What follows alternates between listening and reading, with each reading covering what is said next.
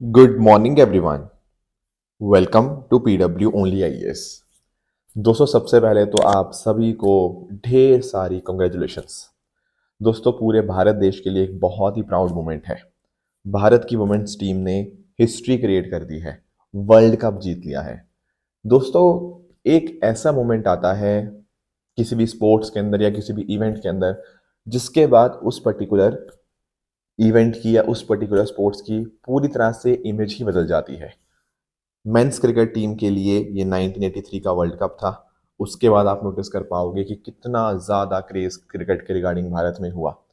कहीं ना कहीं ये 1983 वाला जो पॉइंट था ना, इसने बहुत ज़्यादा लोगों के अंदर एक उत्साह भर दिया क्रिकेट के रिगार्डिंग।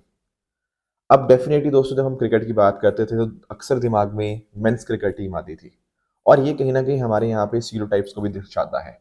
पर हमारी वुमेन्स टीम ने जो बहुत मेहनत करी है इतने सालों से, वुमेन ने ये दिखा दिया है कि सिर्फ और सिर्फ अब जो बात होती थी पैट्रियार्की की, बात होती थी स्टीरियोटाइप्स की, ऐसा कुछ भी नहीं है। ठीक है? तो अगर मेहनत करते हैं तो डेफिनेटली हमें सक्सेस मिलती है, और ये पूरी हमारी वुमेन्स क्रिकेट टीम की बहुत ज़्यादा मेहनत है। साथ ही साथ आप यहाँ पे इस पर्टिकुलर केस को एग्जाम्पल के तौर पर अपने सोसाइटी के सिलेबस में भी ऐड कर सकते हो, जहाँ आप दिखाओगे कि सिर्फ बातों से एम्पावरमेंट नहीं होती। एम्पावरमेंट का असली रूप ये है। आप सबको याद होगा किरण बेदी मैम के बारे में। जब वो पहली आईपीएस ऑफिसर वुमेन बनी थी, तो उसके बाद लाखों महिलाएं ऐसी थी जो प्रेरित हुई कि हमें भी इस फील्ड के अंदर जाना है या हम भी इस फील्ड के अंदर जा सकती हैं। तो ये क्रिकेट के अंदर हमारा वर्ल्ड कप जीतना भी उसी तरह का आपको एक इवेंट आपको देखने को मिलेगा। दोस्तों, डेट है आज की 3 नवंबर 2025, एंड आप सभी का स्वागत है आज के प्रीलिम बूस्टर न्यूज डिस्कशन में। स्टार्ट करते हैं अपने पहले टॉपिक के साथ। दोस्तों, 1 नवंबर का जो दिन था ना, वो बहुत ही इंपॉर्टेंट दिन हमें देखने को मिलता है। एंड उस दिन हमारी जो प्रेसिडेंट हैं द्रौपदी मुर्मू जी, उन्होंने यहाँ पर डिफरेंट डिफरेंट स्टेट्स और यूटीज के जो लोग हैं उनको अपना फॉर्मेशन डे सेलिब्रेट करने के लिए बहुत सारी बधाई दी। अब सवाल आता है कि सर, 1 नवंबर को ऐसे कौन से स्टेट्स और यूटीज हैं जो अपना फॉर्मेशन डे सेलिब्रेट करते हैं? देखो, यहाँ पर आप नोटिस कर पाओगे 7 स्टेट्स एंड 2 यूनियन टेरिटरीज ऐसी हैं जिनका फॉर्मेशन डे हमें 1 नवंबर को देखने को मिलता है। इसमें आपका पंजाब आ गया, हरियाणा आ गया, कर्नाटका, लक्षद्वीप, पुडुचेरी, आंध्र प्रदेश, छत्तीसगढ़, मध्य प्रदेश, और साथ ही साथ यहाँ पे केरला भी आपको देखने को मिलेगा। टोटल 7 स्टेट्स हो गए, और लक्षद्वीप और पुडुचेरी आपको 2 यूनियन टेरिटरीज आपको देखने को मिल जाएंगी। थोड़ा सा इन सब के बारे में हम अंडरस्टैंड करने की कोशिश करते हैं। सबसे पहली चीज़, देखो, जो आंध्र प्रदेश था ना, वो 1953 के अंदर बना। काफ़ी लंबे टाइम तक प्रोटेस्ट भी हुआ था कि एक अलग से स्टेट बनी जाए जो तेलुगु स्पीकर्स के लिए हो। तो पहली जो स्टेट बनाई गई लिंग्विस्टिक बेसिस के ऊपर, वो 1953 के अंदर थी आंध्र प्रदेश। बाद में जब स्टेट रीऑर्गेनाइजेशन एक्ट लाया गया 1956 के अंतर्गत, तो इसको रीऑर्गेनाइज यहाँ पे किया गया। और कौन कौन सी स्टेट थी? जैसे छत्तीसगढ़ हो गया। छत्तीसगढ़ आप जानते होंगे 1 नवंबर 2000 को बनाई गई थी, और मध्य प्रदेश से सेपरेट होकर बनी थी, ताकि जो ऐसे रीजन हैं, जो ट्राइबल रीजन हैं, या जो थोड़े ऐसे रीजन जहाँ रिसोर्सेज अच्छे हैं पर वहाँ डेवलपमेंट नहीं हुआ, तो उनके ऊपर फोकस करने के लिए छत्तीसगढ़ अलग से एक स्टेट बनती है। सिमिलरली अगर हम बात करें कर्नाटका, जिसको पहले की मैसूर स्टेट के नाम से जाना जाता था, कन्नड़ा स्पीकिंग लोगों के लिए यहाँ पे इंटीग्रेट करने के लिए 1956 के अंदर यहाँ पर इसको भी रीऑर्गेनाइज किया गया। आगे जाके इसका नाम 1973 के अंदर कर्नाटका कर दिया गया। उसी तरह से दोस्तों, अगर हम बात करें लक्षद्वीप, ये यूनियन टेरिटरी बनी 1956 के अंदर, ठीक है ना, ताकि जो आप इसे कोरल आइलैंड्स हो गया, बायोडाइवर्सिटी आपको यहाँ देखने को मिलती है। सिमिलरली मध्य प्रदेश 1 नवंबर 1956 को ये भी बनती है। यहाँ पर भी कुछ कुछ एरियाज को कंसोलिडेट किया गया। बाद में आगे जाके जो छत्तीसगढ़ था ना, वो इसी में से निकला, जैसे मैंने आपको यहाँ पे बताया अभी। उसके अलावा पंजाब और जो हरियाणा स्टेट थे, ठीक है, एक्चुअली पंजाब पहले एग्जिस्ट करता था, पर पंजाब का जो आप ऐसा कह सकते हो कि कुछ एरियाज जो थे वो यहाँ पे ट्रांसफर किए गए टू हिमाचल प्रदेश, एंड कुछ एरिया जो बाइफरकेट करके हरियाणा के पास गया। तो जो सिख मेजोरिटी वाला रीजन था जहाँ पर पंजाबी मोस्टली बोली जाती थी, वो पंजाब हमें देखने को मिलता है 1 नवंबर 1966 को। एंड कुछ हिल एरियाज हिमाचल प्रदेश को चले गए, एंड बाकी वाला जो रीजन था ना, जहाँ पर हिंदी स्पीकिंग रीजन हमें मोस्टली देखने को मिलते हैं, तो वो हरियाणा यहाँ पे स्टेट यहाँ पे बनता हुआ हमें देखने को मिल जाएगा। इसके अलावा पुडुचेरी भी 1954 के अंदर आपकी एक यूनियन टेरिटरी बना। जब वहाँ पे फ्रांस का रूल एंड हुआ, तो उसके बाद यहाँ पे आप नोटिस करने को मिलता है कि ये यूटी बनती है। हालांकि पूरी तरह से भारत के एडमिनिस्ट्रेटिव स्ट्रक्चर में वो 1962 में आया। इसके अलावा केरला की अगर हम बात करें दोस्तों, तो 1 नवंबर 1956 को बना। एंड यहाँ पर ट्रावनकोर, कोचीन, मालाबार, कासरगोड जो तालुक है साउथ कैमरा का, तो ये सारे आपके यहाँ पे यूनिफाई करके एक मलयालम बोलने वाली जो स्टेट थी वो यहाँ पे बनी, that is your Kerala. And in fact अगर हम बात करें ना, तो केरला को ये जो फॉर्मेशन था केरला पिरावी के नाम से भी बोला जाता है। बेसिकली ये बर्थ ऑफ केरला को ही यहाँ पे दर्शाता है। एंड इस दिन के मौके के ऊपर जो केरला के लोग होते हैं वो अपने हेरिटेज को, अपने कल्चर को सेलिब्रेट करते हैं। एंड इस दिन अपने जो वेशभूषा, अपने ट्रेडिशनल अटायर उसको यहाँ पे पहनते हैं। स्कूल्स के अंदर यहाँ पर मलयालम लैंग्वेज भी, जिसको हम मलयाला भाषा वारम बोलते हैं, उसको भी यहाँ पे सेलिब्रेट किया जाता है। तो ये था 1 नवंबर के बारे में कुछ इंपॉर्टेंट चीज़ें जो हमें देखने को मिलती हैं। इन बातों को आप यहाँ पे ध्यान में रखिएगा। नेक्स्ट हमारे सामने जो टॉपिक है वो है Lucknow, creative city of gastronomy. थोड़ा समझते हैं इस चीज़ को। दोस्तों आप सब लोग ना यूनेस्को के बारे में समझते होंगे। यूनेस्को तो हमने कई बार डिस्कस किया। यूनेस्को की tangible cultural heritage, intangible heritage, ये सारी चीज़ें हमने बहुत बार डिस्कस कर रखी हैं। उसी तरह से क्या होता है ना कि एक और टैग होता है यूनेस्को क्रिएटिव सिटी नेटवर्क। अब सवाल आता है इसका क्या मतलब है। देखो यहाँ पर ना अलग अलग कैटेगरीज हैं, मैं आपको एक्सप्लेन करता हूँ। इन कैटेगरीज के आप नाम देखिएगा। टोटल 7 क्रिएटिव फील्ड है, जिसमें आपका craft, folk art, design, film, gastronomy, literature, media art and music. ये टोटल इस तरह से आपको 7 आपको क्रिएटिव फील्ड आपको देखने को मिल जाएंगी। पहली craft and art, folk art है, सेकंड डिज़ाइन, एंड इस तरह से टोटल 7 आपको देखने को मिल जाएंगी। अब पर्पस क्या है। देखो अलग अलग देशों की अलग अलग जो सिटीज़ होती है ना, अगर वो किसी चीज़ में ज़्यादा अच्छा काम कर रही हैं तो उनको यहाँ पर यूनेस्को क्रिएटिव सिटी नेटवर्क का दर्जा दिया जाता है। ये 2004 में स्टार्ट हुआ। एंड पर्पस यही है कि आपस में जो सस्टेनेबल अर्बन डेवलपमेंट के लिए चीज़ें काम की जा रही हैं, चाहे वो आर्ट की फॉर्म में हो, फिल्म की फॉर्म में हो, खाने पीने गैस्ट्रोनॉमी के फॉर्म में हो, उनको हम यहाँ पे बेहतर करें। क्योंकि देखो यूनेस्को का एक गोल ये भी है कि किस तरह से वो यहाँ पे डाइवर्सिटी दिखाते हुए, अर्बनाइजेशन को दिखाते हुए, जो सस्टेनेबल अर्बनाइजेशन हो रही है उसको यहाँ पे उस रोल को आगे लेकर आए। और अलग अलग तरह की इंडस्ट्रीज़ का जो रोल है उसको भी यहाँ पे दुनिया के सामने प्रदर्शित करे। तो यूनेस्को क्रिएटिव सिटी नेटवर्क का दर्जा इसीलिए यहाँ पे दिया जाता है। बहुत सारी ऐसी सिटीज़ होती हैं जो एक दूसरे से सीख भी सकती हैं। जैसे फॉर एग्जांपल मुंबई आज के समय फिल्म्स के अंदर बहुत शानदार कर रहा है, तो वो भी यहाँ पे हम बाकियों को, बाकी सिटीज़ उससे सीख सकती हैं। तो इस तरह से आप नोटिस कर पाओगे कि यूनेस्को इस तरह से क्रिएटिव सिटी नेटवर्क यहाँ पे दर्जा देता है। तो भारत की बात करें ना, तो भारत में अब बहुत सारी सिटीज़ हो चुकी हैं। जैसे फॉर एग्जांपल सबसे पहली जो सिटी बनी थी यूनेस्को क्रिएटिव सिटी नेटवर्क के अंदर वो जयपुर थी। That was craft and folk art category के अंदर, और 2015 में इसको ये दर्जा मिला था। वाराणसी को म्यूज़िक के लिए, चेन्नई को म्यूज़िक के लिए, मुंबई को फिल्म के लिए, हैदराबाद को गैस्ट्रोनॉमी, गैस्ट्रोनॉमी होता है खाने पीने की चीज़ें, मतलब ठीक है ना, जो आपका आपका कुलिनरी चीज़ें होते हैं, आपका जो बहुत शानदार आपका जो खाना होता है उसके लिए यहाँ पे दर्जा मिलता है गैस्ट्रोनॉमी का। फिर श्रीनगर को क्राफ्ट एंड फोक आर्ट हो गया, कोझिकोड को लिटरेचर के लिए, ग्वालियर को म्यूजिक के लिए। ये सारी अलग अलग सिटीज़ थी जिनको यहाँ पे अभी तक यूनेस्को क्रिएटिव सिटी नेटवर्क का दर्जा मिला था। अब यहाँ पर एक एडिशन हुआ है 2025 के अंदर, दैट इज़ लखनऊ। अब यहाँ पे लखनऊ को भी गैस्ट्रोनॉमी का यहाँ पे यूनेस्को क्रिएटिव सिटी लिस्ट के अंदर ऐड हो गई है। ऑलरेडी पहले हमारे पास हैदराबाद था, ठीक है, अब लखनऊ भी इसके अंदर ऐड हो चुका है। देखो हैदराबाद का खाना तो सबको पता होगा, ठीक है, बिरयानी हो गया, और भी बहुत सारी चीज़ें आपको देखने को मिलती हैं।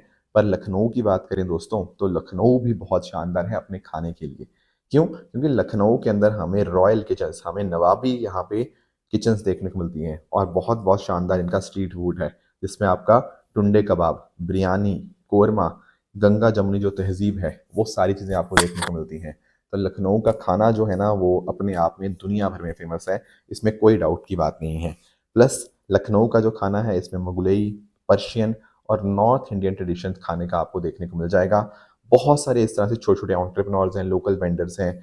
ऐसा बताया जा रहा है कि 2024 में लगभग 80 लाख से भी ज़्यादा टूरिस्ट आपका लखनऊ विजिट किए थे, और इस साल पहले 6 महीने के अंदर ही 70 लाख से ज़्यादा टूरिस्ट ने विजिट किया है। और एक खाना उसमें एक बहुत इंपॉर्टेंट फैक्टर रहता है। डेफिनेटली लखनऊ में घूमने फिरने की जगहें भी बहुत सारी हैं, इसमें कोई डाउट की बात नहीं है, पर जो खाना है वो अपने आप में बहुत ही लाजवाब है लखनऊ का। तो इसीलिए यहाँ पे ये दर्जा मिलता है। एंड आप नोटिस कर पाओगे ये जो है गैस्ट्रोनॉमी का दर्जा मैंने आपको बता दिया। तो 2004 में इस तरह से यूनेस्को ने इस्टेब्लिश किया था। एंड होता क्या है कि एक सिटी जिसमें मान लो कुछ बहुत शानदार, जैसे मान लो खाने की चीज़ें वहाँ बहुत शानदार है, तो हमारी मिनिस्ट्री ऑफ कल्चर क्या करती है ना, इसको देश में सेलेक्ट करती है, फिर उसको यूनेस्को के पास भेजती है, फिर यूनेस्को उसको वैल्यूएट करता है, अगर हाँ सही लगता है तो उसको जनरल कॉन्फ्रेंस के अंदर उसको अप्रूव किया जाता है। तो हमारे लखनऊ के साथ भी यही हुआ है कि यहाँ पे इस तरह से ये पूरा पूरा प्रोसेस यहाँ पे फॉलो किया गया। एंड इससे लखनऊ को और भी ज़्यादा टूरिज्म इसका प्रमोट होगा। लोगों को तो पहले से ही पता था कि लखनऊ का खाना बड़ा ही शानदार है, पर अब क्योंकि यूनेस्को क्रिएटिव सिटी नेटवर्क के अंतर्गत आ गया है, अब कहीं ना कहीं दुनिया भर के लोग और भी ज़्यादा आएंगे यहाँ पे इनके टुंडे कबाब के लिए, आपके बिरयानी के लिए, कोरमा के लिए, जो नवाबी तहजीब आपको यहाँ पे देखने को मिलती है उसके लिए। तो ये अभी यहाँ पे यूनेस्को की कॉन्फ्रेंस हो रही थी, 43rd general conference Samarkand Uzbekistan के अंदर, यहाँ पर इसको ये गेस्ट्रोनिम का यहाँ पे दर्जा दिया गया। तो ये बात आप यहाँ पे ध्यान में रखेंगे लखनऊ के बारे में। तो लखनऊ वासियों को भी ढेर सारी शुभकामनाएं मेरी तरफ से।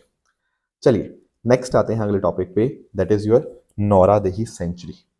अब देखो यहाँ पर क्या है नौरादही सेंचुरी के बारे में। देखो आप लोगों ने ना चीता के बारे में सुना होगा। दरअसल में हमारे देश में पहले एशियाटिक चीता हुआ करते थे, पर आप लोग जानते होंगे कि एशियाटिक चीतास इतने ज़्यादा बड़े लेवल के ऊपर उनको मारा गया, उनके हैबिटेट को डिस्ट्रॉय किया गया कि 1952 तक आते आते भारत में एशियाटिक चीता खत्म हो गए, राइट, एक्सटिंक्ट हो गए। फिर भारत ने कोशिश करी कि नहीं यार हमें चीता को वापस भारत में री इंट्रोड्यूस करना है, तो हमने कोशिश करी थी एशियाटिक चीता वापस लाने की, पर दुनिया में सिर्फ ईरान ही एकमात्र कंट्री है जहाँ पर आपको एशियाटिक चीता देखने को मिलते हैं, तो वो तो हम नहीं ला पाए। बट हमने अफ्रीकन चीता इंडिया में यहाँ पे री इंट्रोड्यूस किए। आप जानते होंगे इसमें साउथ अफ्रीका, नमीबिया और देशों से हमने यहाँ पर मदद ली एंड वहाँ से हम चीता इंडिया लेकर आए। तो सबसे पहले जो चीता लाए गए थे वो कुनो नेशनल पार्क में थे, ठीक है। उसके अलावा गांधी सागर सेंचुरी के अंदर यहाँ पे चीतास को कुछ यहाँ पे चीता यहाँ भी भेजे गए। बट अब यहाँ पे जो तीसरी ऐसी सेंचुरी है वो होगी नौरादही सेंचुरी। कूनो और गांधी सागर सेंचुरी के अंदर तो ऑलरेडी आपको यहाँ पे चीता देखने को मिलते हैं, पर तीसरा जो घर बनेगा चीतास का वो होगा नौरादही सेंचुरी। थोड़ा सा हमें इस सेंचुरी के बारे में भी जानना होगा। दोस्तों ये जो सेंचुरी है ये आपको मध्य प्रदेश के अंदर ही देखने को मिलती है। सागर डिस्ट्रिक्ट हो गया, दमोह, नरसिंहपुर, रायसेन, इन चारों डिस्ट्रिक्ट में ये सेंचुरी जो है ये फैली हुई है। सतपुरा माईकाल जो लैंडस्केप है उसका इंपॉर्टेंट आपको ये रीजन आपको देखने को मिल जाता है। एंड ये काफ़ी बड़ी है, मध्य प्रदेश की सबसे बड़ी वाइल्ड लाइफ सेंचुरी आपको यही देखने को मिलती है और इसको सेंचुरी का दर्जा 1975 में यहाँ पे मिला था। आपको यहाँ पे ट्रॉपिकल ड्राई डेसिडुअस ट्रीज देखने को मिल जाएंगे, टीक हो गया, साजा हो गया, बीजा, बैम्बू, ग्रासलैंड, तेंदू हो गया जो आपके ट्राइबल्स थोड़ा इस्तेमाल करते हैं, वो सारे आपके वेजिटेशन आपको यहाँ देखने को मिलती है। बहुत सारे अच्छे अच्छे आपको यहाँ पे मैमल्स जैसे leopard, Indian wolf, sloth bear, definitely बहुत सारी ऐसी स्पीशीज आपको देखने को मिल जाती हैं। बाकी आप ध्यान में रखिएगा, जो आपको याद रखना है कि पन्ना टाइगर रिजर्व और सतपुरा टाइगर रिजर्व के बीच में इन दोनों को कनेक्ट करने के तौर के ऊपर बहुत इंपॉर्टेंट कॉरिडोर के रूप में काम करता है आपका नौरादही सेंचुरी। एंड जो पूरा पूरा प्रोसेस था प्रोजेक्ट चीता का वो तो मैंने आपको बता ही दिया। ध्यान क्या रखना है कि जो पूरा जो कंजर्वेशन का प्रोजेक्ट है ना, प्रोजेक्ट चीता, इसको यहाँ पे इम्प्लीमेंट करने के लिए wild life institute of India और चीता कंजर्वेशन फंड नमीबिया यहाँ पे इम्प्लीमेंटेशन पार्टनर्स हैं। एंड ये आता किसके अंतर्गत है, ये आता है आपका NTCA के अंतर्गत, नेशनल टाइगर कंजर्वेशन अथॉरिटी, जो कि आपकी ministry of environment, forest and climate change के अंतर्गत है। उसके द्वारा ये पूरा पूरा यहाँ काम किया जाता है। नेक्स्ट चलते हैं आगे, स्वस्थ नारी सशक्त परिवार अभियान। दोस्तों दरअसल में ना एक कैंपेन लॉन्च हुआ था 17 सितंबर से लेकर 2 अक्टूबर के बीच में, जिसका नाम था स्वस्थ नारी सशक्त परिवार अभियान। अब उस टाइम तो ये इनिशिएटिव हो गया, पर बाद में जब देखा गया तो ऐसा रियलाइज किया गया कि इस पर्टिकुलर अभियान ने 3 गिनीज वर्ल्ड रिकॉर्ड यहाँ पे क्रिएट कर दिए हैं। अब आप सोच रहे होंगे कि सर ऐसा क्या हुआ इस अभियान के अंदर। देखो हमने यहाँ पे क्या किया ना, देश भर के अंदर महिलाओं को हेल्थ के रिगार्डिंग अवेयरनेस जनरेट करने के लिए हमने कैंपेन रन किए, ताकि महिलाओं को हेल्थ के बारे में, इंपॉर्टेंस के बारे में पता लग पाए। महिलाओं के अंदर अगर मान लो किसी भी तरह की कुछ समस्या है, कुछ बीमारी है, तो उनको यहाँ पे पता लग पाए, ताकि हम जानते हैं कि अगर नारी स्वस्थ होगी ना तो उसके साथ साथ पूरा का पूरा जो परिवार है वो अपने आप बिल्कुल यहाँ पे सशक्त रहता है।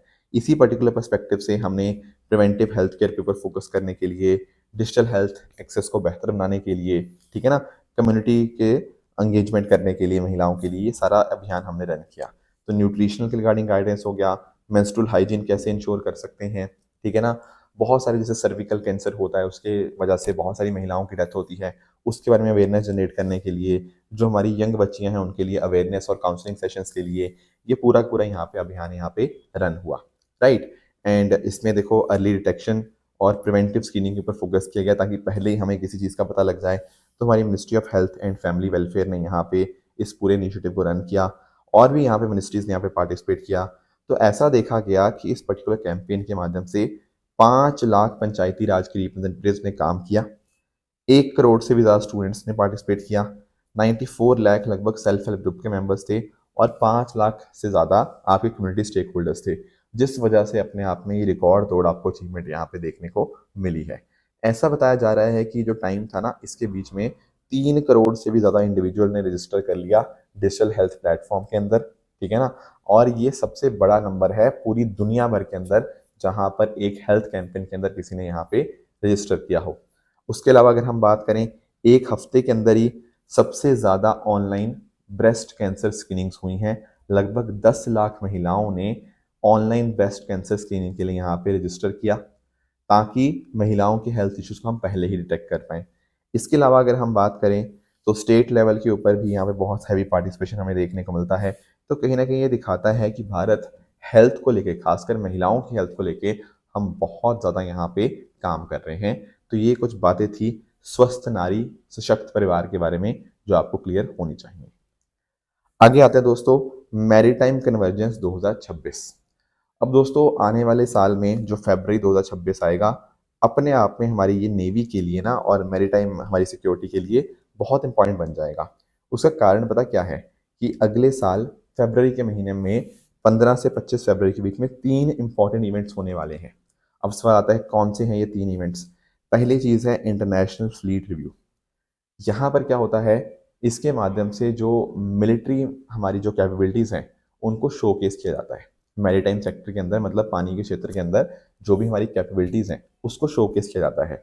हमने पहले भी क्या ये किया है, हाँ 2001 में मुंबई में हुआ था, 2016 में विशाखापट्टनम में हुआ था, अब जाके हम 2026 में विशाखापट्टनम के अंदर ही हम यहाँ पे इस तरह से इंटरनेशनल फ्लीट रिव्यू करेंगे। तो दुनिया भर की जो नेवीज़ हैं वो पार्टिसिपेट करेंगी, अपनी अपनी नेवल अपनी जो उनकी कैपेबिलिटीज़ हैं उनको शोकेस करेंगी और भारत यहाँ पे इसका यहाँ पे लीडर होने वाला है इंटरनेशनल फ्लीट रिव्यू के अंदर। तो ये बात आप ध्यान में रखेंगे। दूसरा जो बहुत इंपॉर्टेंट चीज़ फरवरी के मंथ में होगी वो होगी एक्सरसाइज मिलन।